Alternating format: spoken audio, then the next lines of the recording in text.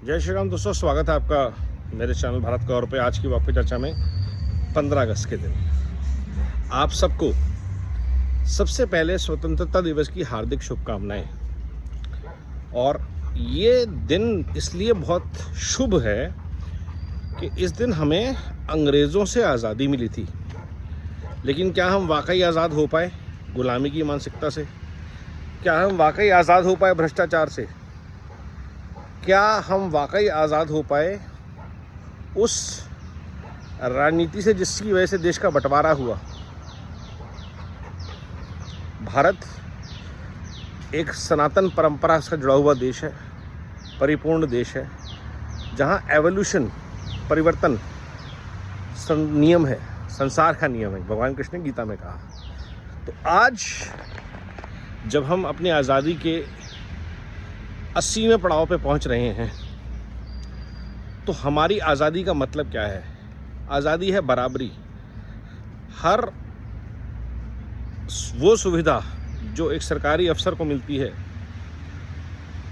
जीवन के लिए, नौकरी के लिए नहीं, वो सुविधा एक आम भारतीय को उपलब्ध होनी चाहिए, या जो सुविधा आम भारतीय को उपलब्ध है वही उस पर लागू होनी चाहिए। चाहे शिक्षा हो, चाहे स्वास्थ्य हो, चाहे परिवहन के साधन हो, पब्लिक ट्रांसपोर्ट हो। ये आज़ादी है बराबरी की। दूसरी आज़ादी जो चाहिए भारत को आज, वो है भ्रष्टाचार से मुक्त। जहाँ भी कोई काम नहीं हो रहा उसके पीछे सिर्फ भ्रष्टाचार होता है। अगर स्कूल नहीं बन रहे, किताबें नहीं पहुँच रही, टीचर अपॉइंट नहीं हो रहे, अस्पताल में डॉक्टर नहीं है, बिल्डिंग्स खड़ी हुई हैं, इक्विपमेंट है, चलाने वाला नहीं है, कहीं भी आप देखेंगे हाईवेज में गड्ढे हो रहे हैं, तो कहीं ना कहीं भ्रष्टाचार इसके लिए जिम्मेदार है। क्योंकि कोई कहीं ना कहीं बेईमानी करता है, कोई ना कोई अपने कर्तव्य का निर्वहन नहीं करता है, कोई अपनी नौकरी से, अपनी जॉब से भ्रष्टाचार करता है। और भ्रष्टाचार सिर्फ पैसे का ही नहीं होता। अगर जिस काम के लिए आपको चुना गया है, भेजा गया है, नियुक्त किया गया है, अगर आप वो काम नहीं कर रहे हैं तो आप भ्रष्टाचारी हैं। चाहे वो आप सुप्रीम कोर्ट के जज हों, अगर आपके कोर्ट में फैसले निलंबित हैं तो आप भ्रष्टाचारी हैं। अगर आपकी देखरेख में आपके सिटी में कीचड़ है, स्वास्थ्य सुविधाओं का अभाव है, तो आप डीएम भ्रष्टाचारी हैं। और अगर आपकी देखरेख में आपके मंत्रालय में काम नहीं हो रहा तो आप मंत्री होकर भी भ्रष्टाचारी हैं। आप उस मंत्रालय में जितने सेक्रेटरीज़ हैं वो सिर्फ ब्यूरोक्रेट्स हैं, लेकिन भ्रष्टाचारी हैं। क्योंकि आउटकम की जिम्मेदारी लेनी इम्पॉर्टेंट है।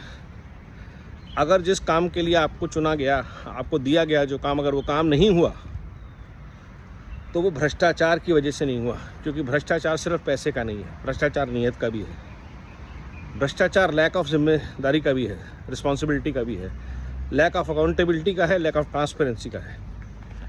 आज भारत को अकाउंटेबल सिस्टम्स बनाने पड़ेंगे। और तीसरी चीज़ जो मैं कहना चाहता हूँ वो है कम्युनिटी कॉन्शियसनेस। हम सब अपने आप में संवेदनशील हैं, अपने अपने घर को लेके सफाई समझ में आती है, हम ये करेंगे वो समझ में आता है। लेकिन कलेक्टिव कॉन्शियसनेस की जब बात होती है, क्या हम कलेक्टिवली कुछ अच्छा कर सकते हैं क्या?